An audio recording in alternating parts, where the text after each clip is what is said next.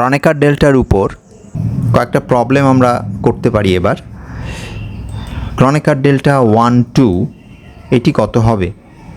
যেহেতু 1 এবং 2 এরা আনইকুয়াল, এরা অসমান, সুতরাং ক্রনেকার ডেল্টা 1 2 0 হবে।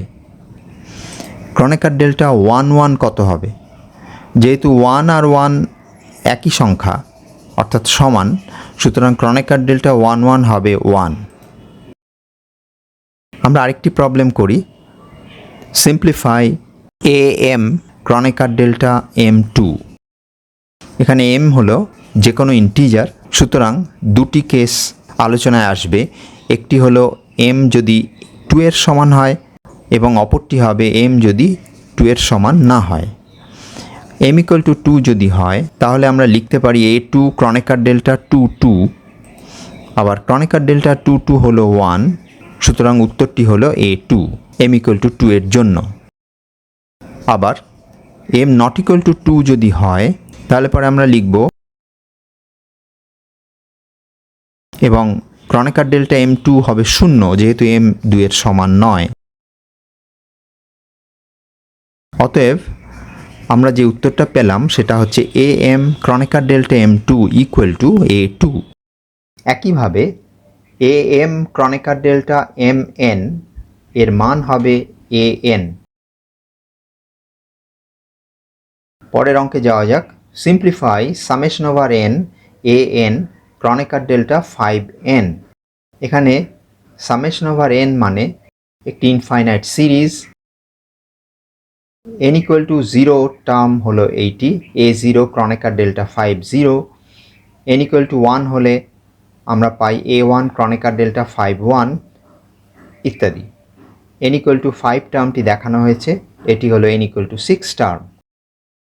আমরা লক্ষ্য করছি যে ক্রনেকার ডেল্টা 5 0 হলো 0, ক্রনেকার ডেল্টা 5 1 ও 0, কিন্তু ক্রনেকার ডেল্টা 5 5 হচ্ছে 1।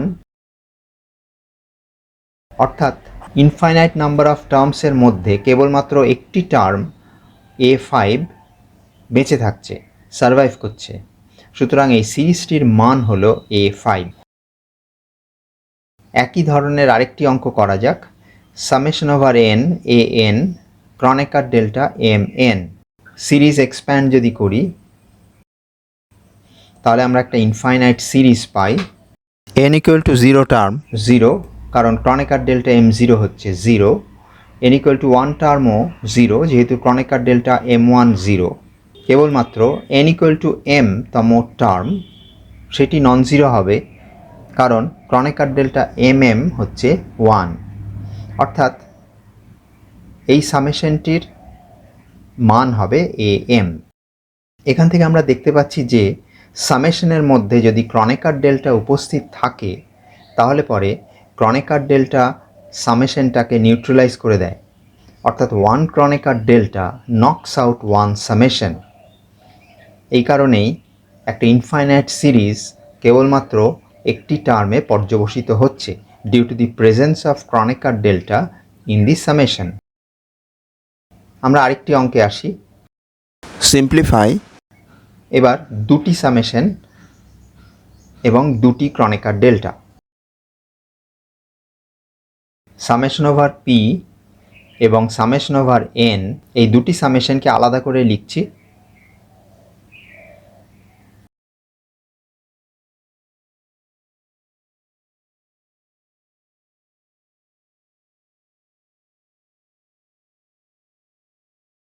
এবার সামেশন ওভার n আগে করছি। আবার একটা ইনফাইনাইট সিরিজ পেলাম। আগের মতন ক্রনেকার ডেল্টা m0 হচ্ছে 0, ক্রনেকার ডেল্টা m1 সেটিও 0 ইত্যাদি। শুধুমাত্র সারভাইভিং টার্ম হবে ক্রনেকার ডেল্টা mm। অর্থাৎ আমরা পাব summation over p Kronecker delta pq amp। আবার আমরা সিরিজ সামটি করি। আবার ইনফাইনাইট নাম্বার অফ টার্মস আসছে। এখন সাম হচ্ছে p এর উপরে, অর্থাৎ p = 0, p = 1, p = q ইত্যাদি। দেখা যাচ্ছে যে শুধুমাত্র পি ইকুয়াল টু কিউ টার্মটি সারভাইভ করছে, যেহেতু ক্রনেকার ডেল্টা কিউ কিউ হচ্ছে 1, কিন্তু আর সমস্ত ক্রনেকার ডেল্টা তার দুটি সাফিক্স অসমান হওয়ার দরুন শূন্য হয়ে যাচ্ছে। অতএব উত্তরটি হচ্ছে এ এম কিউ। এখানে লক্ষ্য করছি যে দুটি সামেশনের মধ্যে দুটি ক্রনেকার ডেল্টা থাকায় শেষ পর্যন্ত দুটি সামেশন উঠে যাচ্ছে অথবা ক্রনেকার ডেল্টা দ্বারা নিউট্রালাইজড হচ্ছে। আমরা আরেকটি অঙ্কে যাচ্ছি যেখানে দুটি সামেশন থাকবে কিন্তু একটি ক্রনেকার ডেল্টা থাকবে, অর্থাৎ summation over P summation over N A N P Kronecker delta M N.